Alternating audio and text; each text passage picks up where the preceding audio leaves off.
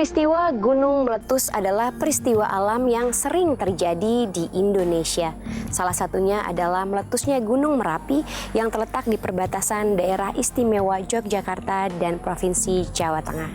Ribuan korban berjatuhan dalam peristiwa bersejarah ini. Kisah kali ini kita menyaksikan kisah yang dialami oleh seorang ibu dan anaknya yang selamat dari terjangan lahar panas Gunung Merapi yang bersuhu hampir 800 derajat Celcius yang mengurung dan menghancurkan rumah mereka. Namun keajaiban menyelamatkan mereka. Seperti apa kisahnya? Ini dia.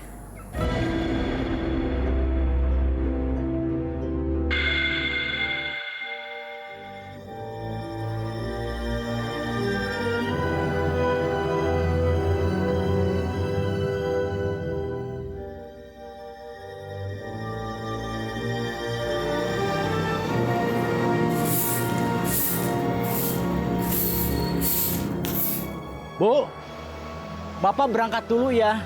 Jangan toh Pak, Gunung Merapi terus menyemburkan asap. Ibu sangat khawatir. Ibu tidak usah khawatir. Masih banyak pekerjaan di ladang yang Bapak mesti selesaikan. Bapak pamit. Hati Pak ya. Assalamualaikum.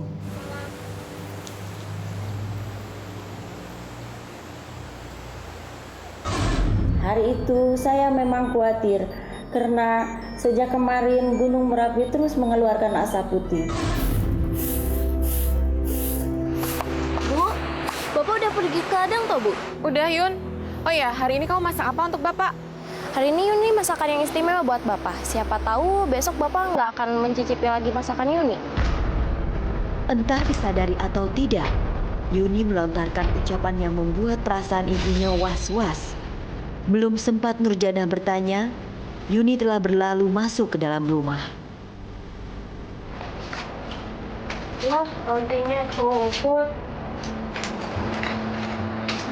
Sepedanya kenapa, Bimo? Lontengnya coplok, Bu.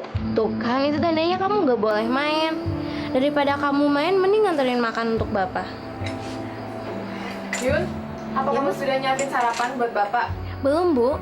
Oh ya udah, kalau begitu kamu cepetan ya, antar sarapan buat Bapak ke ladang. Aku aja, Bu. Tumben kamu Bimo mau antar sarapan ke ladang. Biasanya kamu paling malas ke ladang.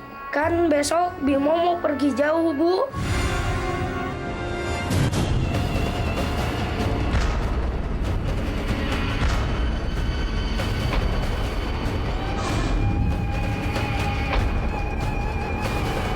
Hari itu saya merasa aneh.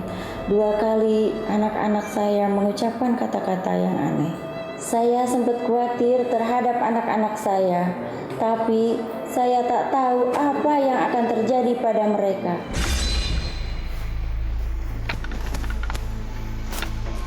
Suasana pagi tampak cerah, tapi kecerahan yang menyimpan kecemasan. Sudah beberapa hari Gunung Merapi mengepulkan asap putih disertai letupan-letupan kecil. Warga pun mulai khawatir Merapi akan memuntahkan lahar panasnya. Banyak warga yang telah mengungsi ke tempat yang aman. Tapi kondisi seperti itu tak menyurutkan langkah Harjo untuk pergi ke ladang. Meski sendirian, Harjo tetap memilih bekerja di ladangnya daripada mengungsi. Saya tahu warga telah banyak mengungsi, tapi hari itu saya harus pergi ke ladang. Ada beberapa tanaman yang saya harus semai dan bersihkan. Assalamualaikum. Assalamualaikum. Waalaikumsalam. Mari silakan duduk. Yuninya ada, Bu. Yuninya ada apa ya? Saya mengantarkan makanan ini untuk Bapak ke ladang. Oh, hari ini yang mengantar ke Biasanya ladang, Rahayu Bimo, dan bukan Yuni selalu bersama ke ladang mengantar makanan. Sebentar ya, saya panggil. Tapi pagi Bimo? itu, Bimo? ia ditemani Bimo karena Bimo yang berkeinginan mengantar Bimo, makanan kamu untuk ngantar sang makanan ke bapak. ladangnya sama Mbak Yayu. Ya, Bu. Seperti keinginan Bimo, hari itu ia yang berangkat ke ladang. Bimo pun berangkat bersama Rahayu, temannya Yuni. Diiringi Hati-hati ya. tatapan sang ibu, Bimo dan Rahayu berlalu. Salam. Tapi belum lama mereka pergi, tiba-tiba terdengar suara menggelegar yang membuat kaget Nurjana. Suara seperti tanda-tanda gunung akan meletus.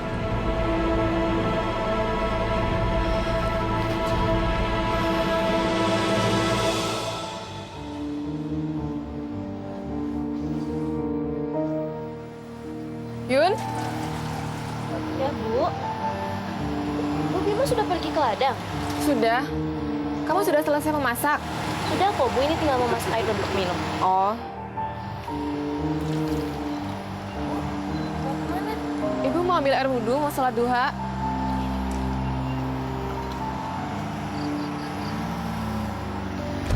Astagfirullah, Yun. Aduh, astagfirullah, ya Allah. Yun. Nurjana merasa gempa, bumi Yun, yang ada gempa. dipijaknya bergetar. Enggak ada, Bu. Padahal Yuni tak merasakan apa-apa. Barusan gempa. Sungguh Nggak ada, Bu. aneh. Nggak ada gempa. Itu Keanehan ini menjadi rangkaian kejadian aneh lain yang dirasakan oleh Nurjana sejak pagi hari. Pertama, ucapan Yuni yang ingin membuat masakan istimewa buat bapaknya. akan mencicipi lagi masakan Yuni. Lalu perkataan Bimo yang mengatakan ingin pergi jauh. Mau pergi jauh, Bu. Apakah ini sebuah pertanda akan adanya kejadian yang mengerikan bagi Nurjana? Ikuti terus kisahnya.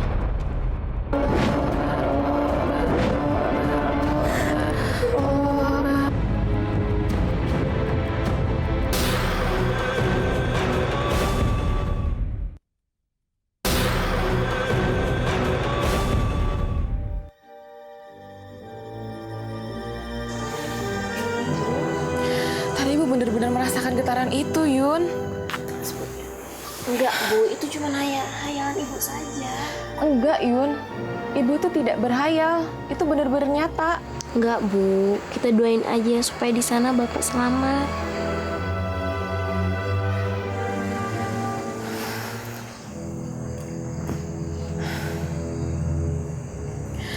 Jangan-jangan itu isyarat Gunung Merapi mau meletus, Yun. Enggak, Bu. Ibu tenang aja ya, istirahat.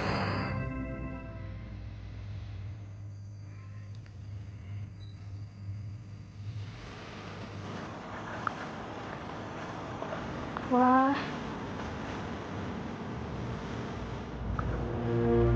Dek, kalau Gunung Merapi meletus nanti kita bagaimana?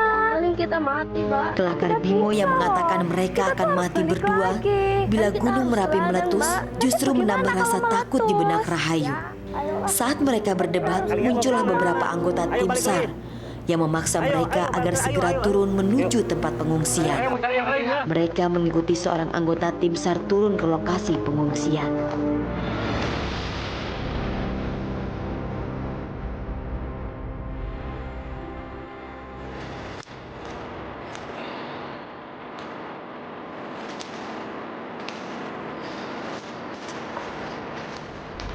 Pak, anak-anak kemana ya?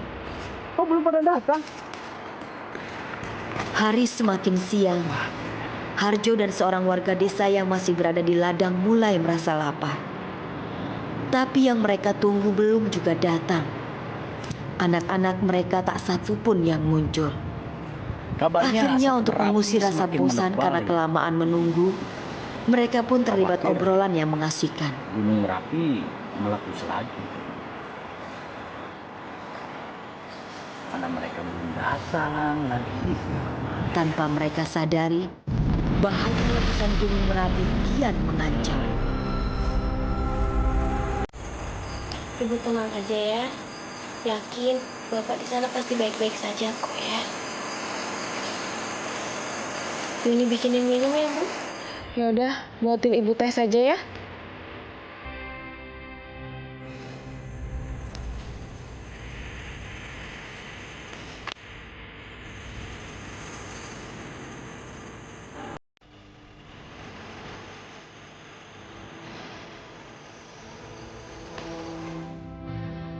Sebagai seorang muslim, Nurjana tak pernah meninggalkan ibadah sholatnya. Baik itu sholat yang wajib maupun sholat sunnah seperti sholat duha. Dalam keresahan hatinya, Nurjana begitu khusyuk menjalankan sholatnya. Hati dan pikirannya menyatu pada Sang Halik. Mas, kalau saya belum sebarkan, Apa yang dikhawatirkan para warga terbukti mungkin juga. saya akan telat. Tepat pada pukul 9 lebih sedikit, Dan besok Gunung akan Merapi berulang memuntahkan lahar panasnya. Diawali dengan suara dentuman yang menggelegar, asap panas menyembur dari dalam kawah Merapi. menggumpal membentuk awan panas. Kemudian disusul dengan muntahan lava pijar yang meleleh dan menganak sungai menjadi lahar panas. Saat itu hanya satu yang ada dalam benak saya, yaitu menyelamatkan diri dari kejalan lahar panas yang memburu kami. Saya sampai lupa anak dan istri saya, karena dalam pikiran saya hanya satu, lari menjauhi lahar panas. Ya Allah, sesungguhnya waktu duha adalah waktu Engkau. Cahaya cemerlang, keindahan, kekuasaan, kekuatan dan penjagaan. Semuanya itu adalah hak yang ada pada diri Engkau, ya Allah. Ya Allah, ya Tuhan kami, karuniakanlah kepada kami kebaikan dunia dan di akhirat. Serta lindungilah kami dari siksa api neraka. Seperti tak hirau dengan dentuman letusan Gunung Merapi yang mengancam keselamatan jiwanya, Nurjana masih khusyuk berzikir. Nurjana tak menyadari bahwa lahar panas siap melumat dirinya. Hati dan pikirannya menyatu dengan Yang Maha Kuasa.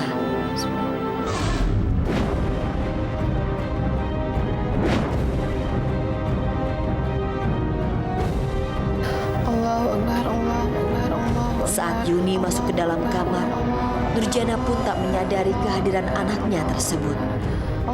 Nurjana terus berzikir menyatukan jiwanya pada Sang Khalik.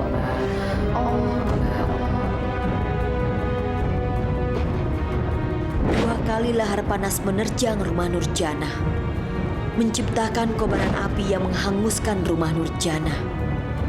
Bangunan rumah hangus terbakar api.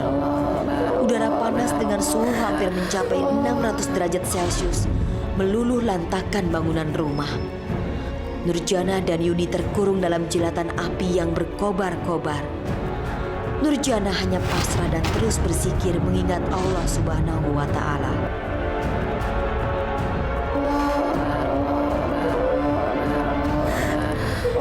Api membesar dan membesar mengurung Nurjana dan Yuni. Sadar tak lagi mungkin menyelamatkan diri karena tubuh mereka terkurung api, Nurjana semakin larut dan tenggelam dalam zikirnya. Nurjana pasrah atas kehendak Yang Maha Kuasa. Kepasrahan yang berbuah kebajikan. Ketika api mereda, Nurjana masih terlihat duduk bersimpuh sambil berzikir. Tubuh Nurjana dan Yuni utuh tak terbakar sama sekali. Ketika tahu rumahnya hancur sementara dirinya dan Yuni selamat, bibir Nurjana langsung menyebut kebesaran Allah.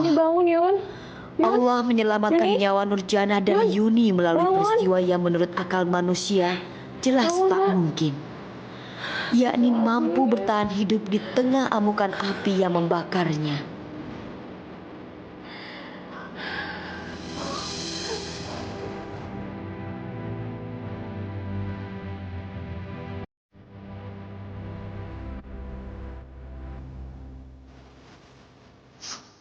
Selamatkan suami dan anak kami juga, ya Allah. Selamatkanlah mereka juga, ya Allah. Selamatkanlah mereka. Ketika tersadar dari pingsan, saya tidak menyangka kalau kami masih bisa selamat. Hanya Allah yang punya kuasa yang menyelamatkan kami. Sangat mengerikan.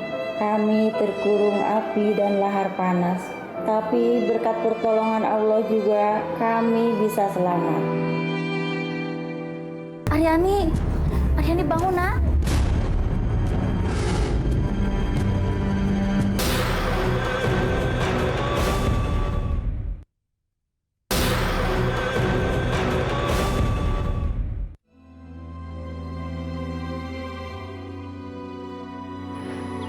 Sempitnya lahan dan padatnya pemukiman menjadi permasalahan bagi warga yang hendak membuang sampah. Seringkali terjadi ketegangan antara lembaga atau institusi dalam membicarakan tempat pembuangan sampah. Kisah kali ini kita menyaksikan kisah yang sangat menarik. Kakak beradik Aryani dan Astuti diketemukan selamat setelah tertimbun tumpukan sampah setinggi 30 meter. Keajaiban apakah yang menyelamatkan mereka? Ini dia kisahnya.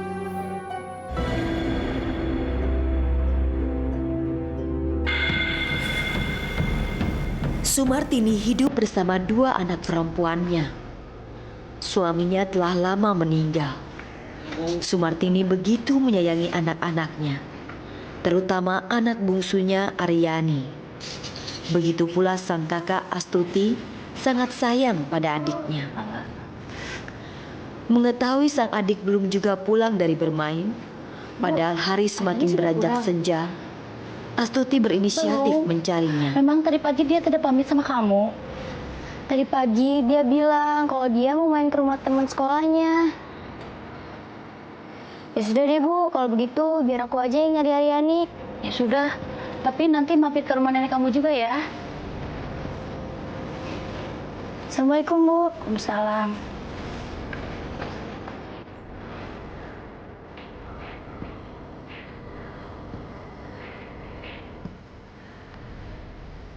Saya cemas, anak bungsu saya belum pulang dari bermain. Dari pagi ia meninggalkan rumah, tapi hingga sore belum juga kembali. Seperti orang linglung, Sumartini tak tahu hendak melakukan apa di dapur rumahnya.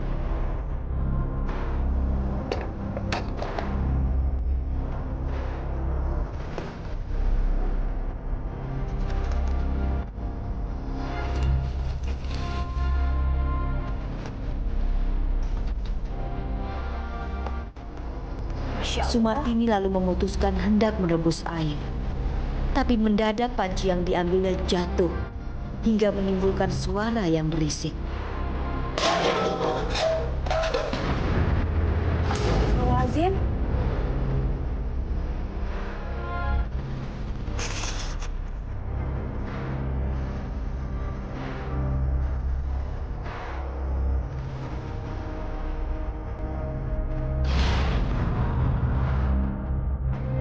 Assalamualaikum, Nek.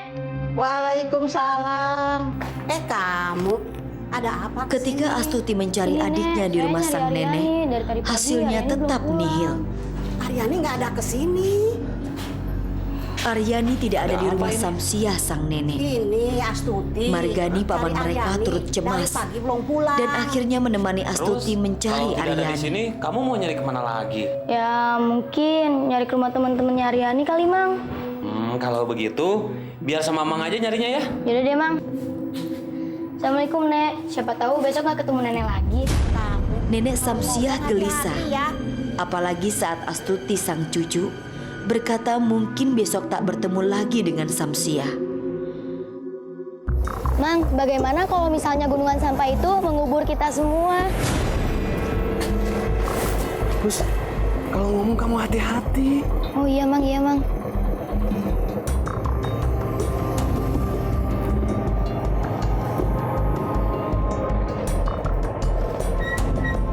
Mang, stop, Mang. Mang, stop.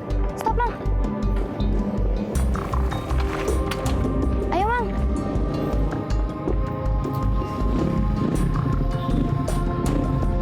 Assalamualaikum. Waalaikumsalam.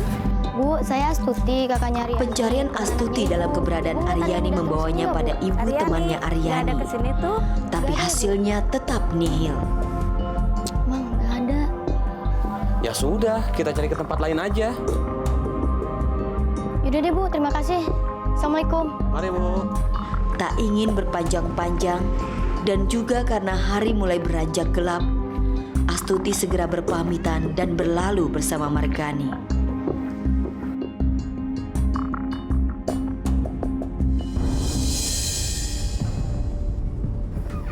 Assalamualaikum, Bu.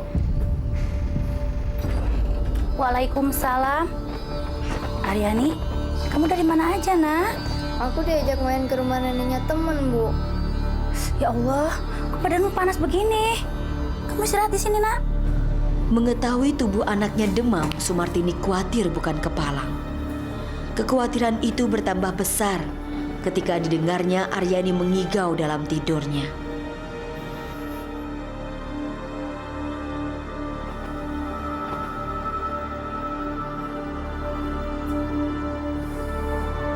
Dalam igauannya, Aryani menyatakan ingin pergi jauh meninggalkan Sumartini. Bu, aku ingin pergi jauh. Ingin pergi jauh ninggalin Ibu. Aku Aku ingin pergi jauh.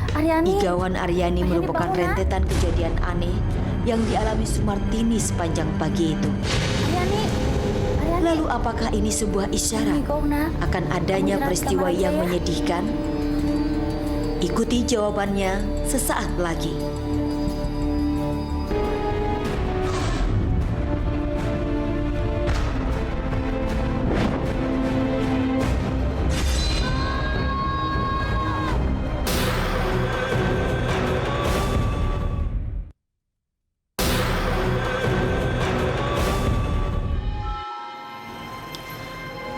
Kecemasan masih membayang di wajah Sumartini gara-gara Igawan Aryani.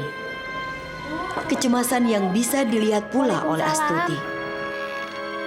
Astuti juga heran kenapa wajah ibunya tetap cemas dan khawatir. Padahal sang adik telah pulang ke rumah. Tapi rasa heran Astuti tak terjawab karena Sumartini memilih menghindar darinya dengan masuk ke dalam rumah. Ya, soalnya udah malam. Oh, yaudah deh, makasih ya, Bang ya. Ya, sama-sama, Teh. Amang pulang duluan ya, Teh. Iya.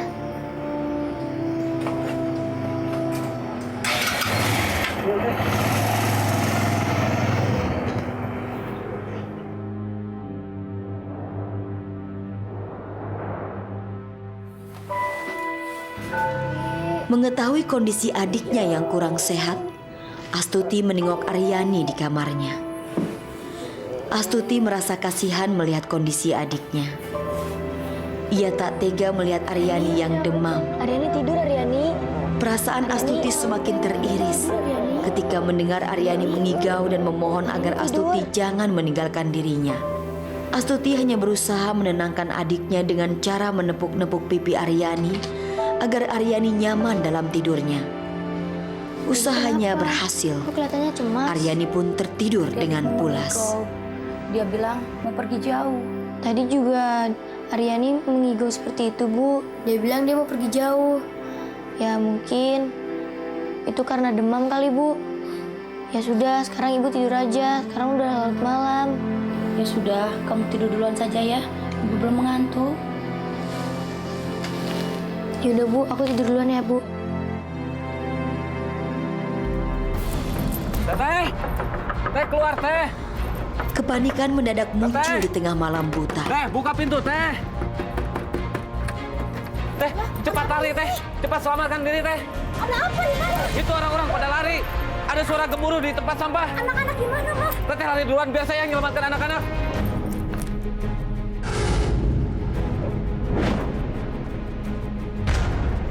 Margani yang mencoba menyelamatkan Sumartini justru melupakan anak-anak. Karena panik, Margani dan Sumartini pergi menyelamatkan diri tanpa hirau dengan Astuti dan Aryani.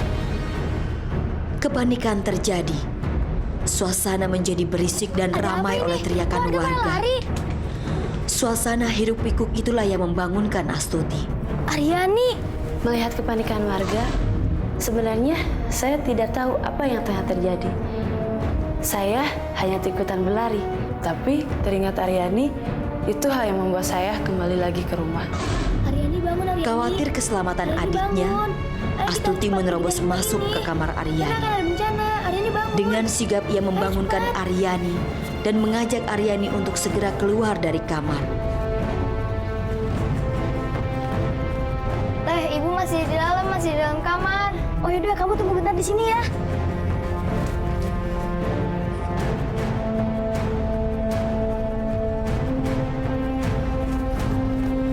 Ibu udah nggak ada di dalam kamar. Kayaknya Ibu udah nyelamatin diri deh.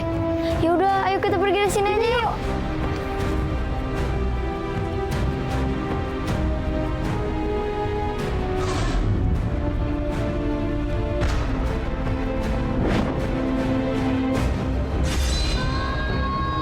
Gunungan sampah setinggi 30 meter mengubur Astuti dan Aryani.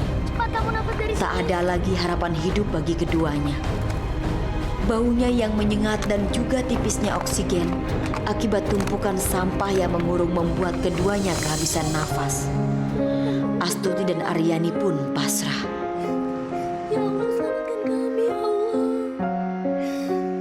Ya Allah, selamatkan kami, ya Allah. Sebelum ajal menjemput, kita pun pantang bersurut. Selamatkan kami, ya Allah. Takdir dan nasib hanya Tuhan yang tahu. Dan kepadanya kita pasrahkan semuanya. Demikian pula dengan Astuti dan Aryani. Dalam timbunan sampah yang menggunung, Astuti hanya pasrah dan berdoa kepada Tuhan. Dan tanpa disadarinya, Tuhan memberi pertolongan. Tanpa sengaja Astuti mendapat ide untuk menghirup udara dari dalam botol kosong yang ditemukannya di timbunan sampah. Astuti dan Aryani pun bergantian menghirup udara yang ada di dalam botol kosong. Alhasil, Astuti dan Aryani pun mampu bertari dalam tumpukan sampah selama hampir 8 jam. Hingga akhirnya tim SAR menyelamatkan keduanya.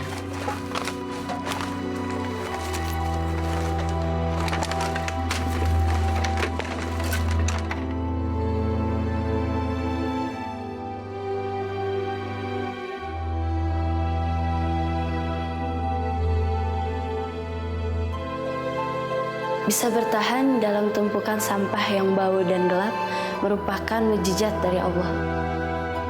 Sulit dipercaya anak-anak saya selamat dari timbunan sampah yang menggunung.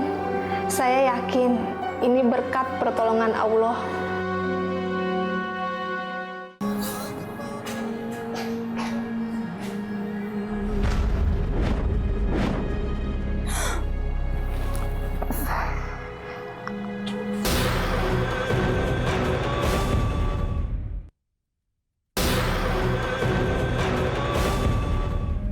Berlibur bersama keluarga memang sangat menyenangkan, apalagi menggunakan mobil sendiri. Tentu terasa lebih nyaman dan aman. Hanya saja jika menggunakan mobil sendiri, butuh kewaspadaan yang lebih tinggi. Karena lengah sedikit saja, nyawa taruhannya. Seperti yang terjadi pada Hartanto, ketika dalam perjalanan menuju Jawa Tengah bersama istri dan anaknya, mobil mengalami pecah ban di Jalan Raya Subang Sadang. Mobil oleng dan berguling-guling sejauh beberapa meter. Setelah mobil berhenti, api langsung membakar badan mobil. Ajaibnya, istri dan anak Hartanto selamat, meskipun Hartanto harus kehilangan nyawa. Bagaimana kisahnya? Ini dia kisahnya.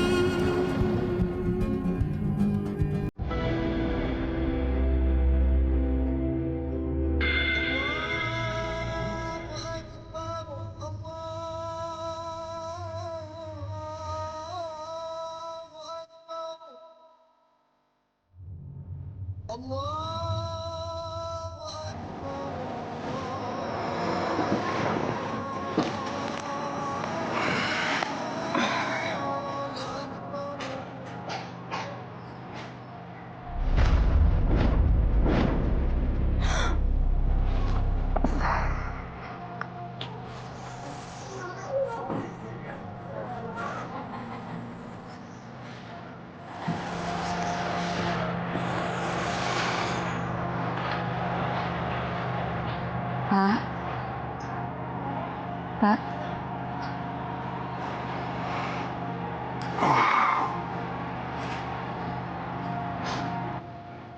Ada apa, Bu? Kok Ibu ngeliat Bapak seperti itu? Ada apa-apa kok, Pak?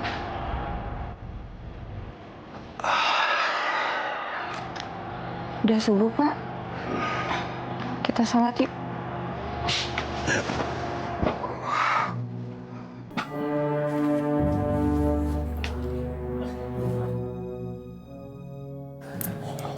Hari itu Hartanto, anak dan istrinya memang hendak bepergian ke Jawa Tengah. Tepatnya di Purwokerto di kampung kerabat Hartanto. Rencananya, mereka membawa mobil sendiri dan akan mengajak ibu dan adik Winarti. Lebih baik perut kosong. Jadi kalau tabrakan di jalan itu tidak sakit dan tidak muntah apa-apa.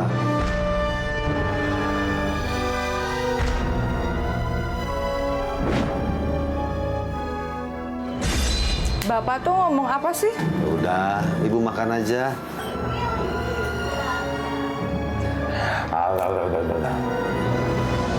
Pak. Winarti seperti tak sabar menunggu Hartanto suaminya. Winarti tak ingin mereka kesiangan menjemput ibu dan adik mereka yang tinggal di sekitar wilayah Depok. Saat Hartanto muncul, Winarti langsung menarik Amelia, agar segera masuk ke dalam mobil. Mereka duduk di kursi depan di sisi kiri supir. Hartanto menyusul duduk di belakang kemudi. Hari itu saya seperti tak sabar. Suami saya begitu lamban. Padahal kami harus menjemput ibu kami. Bapaknya susah. Seperti ada yang mengusik, tiba-tiba Amelia anak mereka menangis keras. Dari bahasa tubuh Amelia, anak itu mengisyaratkan ingin turun dari mobil. Winarti berupaya membujuk, tapi Amelia semakin keras menangis dan terus berontak dari pangkuan Winarti. Udah sama ibu dulu, sama ibu dulu. Sama ibu dulu ya.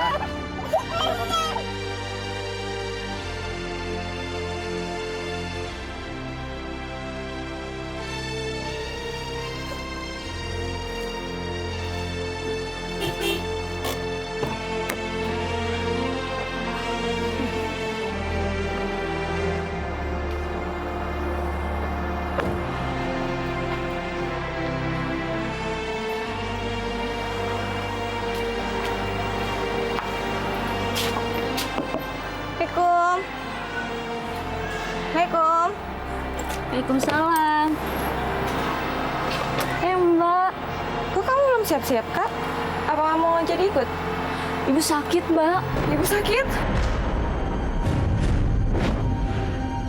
Seperti tersambar petir ketika Winarti mendengar kabar dari adiknya Kartika bahwa ibu mereka sakit. Ibu sakit, Pak. Winarti yang sedianya ingin menjemput sang ibu untuk diajak pergi ke Purwokerto, mendadak diliputi rasa cemas. Ia khawatir terjadi hal-hal yang buruk terhadap ibu mereka.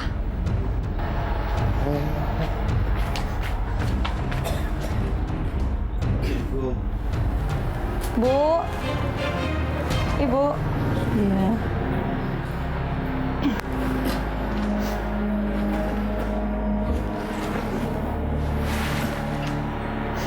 Ibu sakit apa?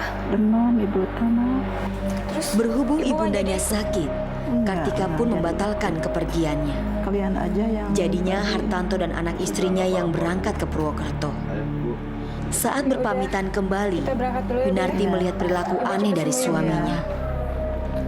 Hartanto seakan tak mau berpisah dengan ibunya, Winarti.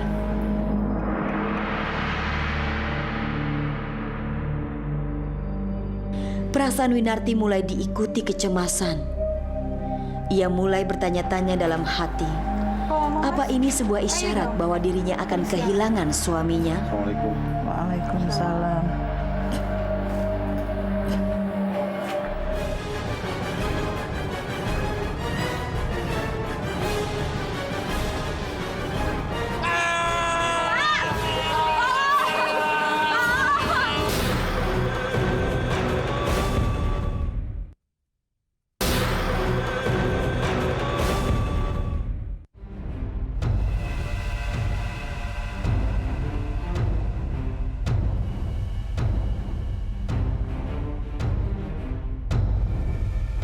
Tak tahu kenapa, mobil yang dikendari Hartanto berjalan seperti tidak stabil.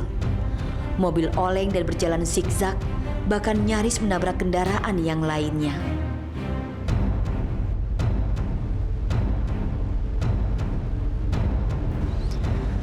Perjalanan Hartanto dan keluarganya seperti tak mulus.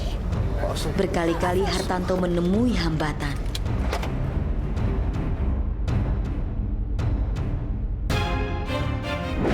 Perjalanan kami hari itu sepertinya selalu menemui kendala.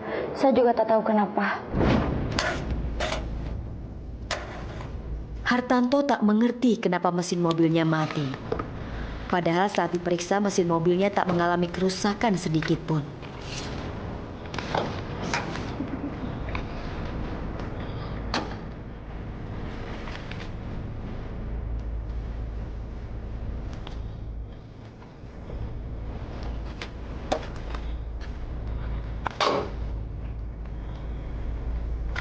Dan di saat Hartanto bingung memikirkan mesin mobilnya, mendadak muncul seorang laki-laki secara misterius yang mengingat agar Hartanto tak meneruskan perjalanannya.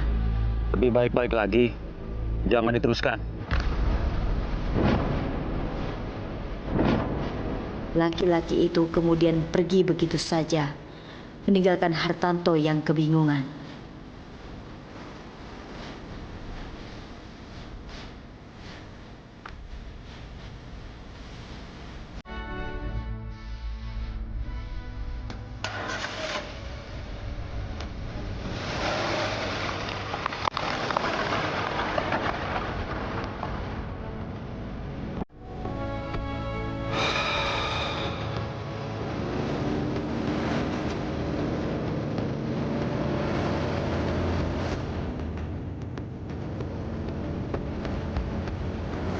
Kok panas ya?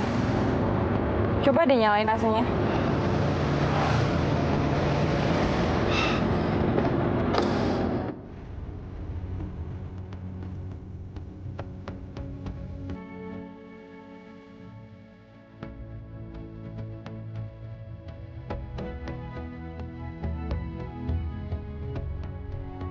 Akibat pecah ban mobil berjalan tak terkendali. Sebentar oleng ke kiri, sebentar ke kanan. Saat ban mobil meletus, saya seperti hilang kendali. Saya menjerit-jerit ketakutan. Mobil terus bergulingan di atas aspal yang licin.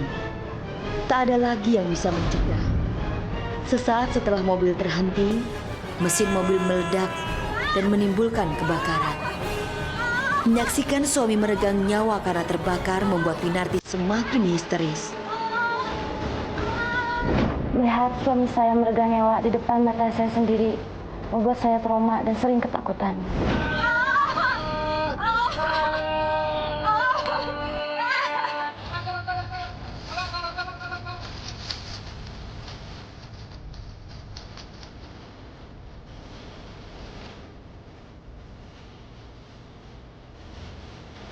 Sangat ajaib, bodi mobil yang terbakar hanya bodi kanan mobil saja. Sementara kursi pada sisi kiri mobil tak tersentuh api sedikit pun. Bahkan Winarti dan Amelia bisa diselamatkan. Sementara Hartanto terpanggang api. Hartanto pun meninggal, sedang Winarti diselamatkan oleh warga.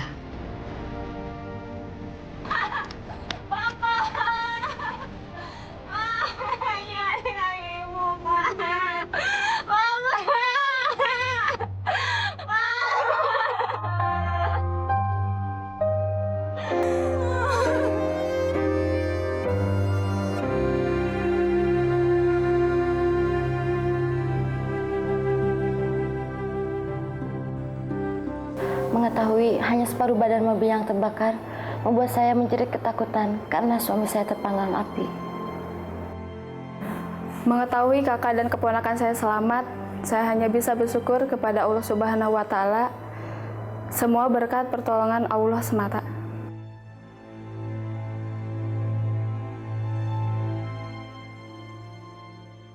Tuhan memang yang menentukan hidup dan mati seseorang. Meski ajal sudah di depan mata, jika Tuhan belum menghendaki atau pertolongan datang, maka selamatlah mereka yang tertimpa bencana. Pertolongan memang datang tak terduga. Mungkin itulah yang disebut keajaiban. Keajaiban apa lagi yang akan kita saksikan di episode selanjutnya? Tetaplah terus di program ini dan yakinlah bahwa miracle itu ada.